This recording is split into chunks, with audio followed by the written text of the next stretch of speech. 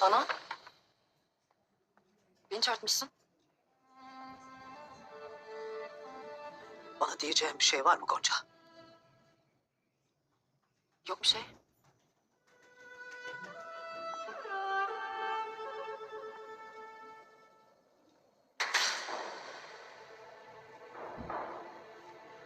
İkidir. İkidir gözümün içine baka baka bana yalan söylersin. Ben sana bir vazife verdim. Alaaddin'i kendine aşık edeceksin dedim. Sen ne ettin?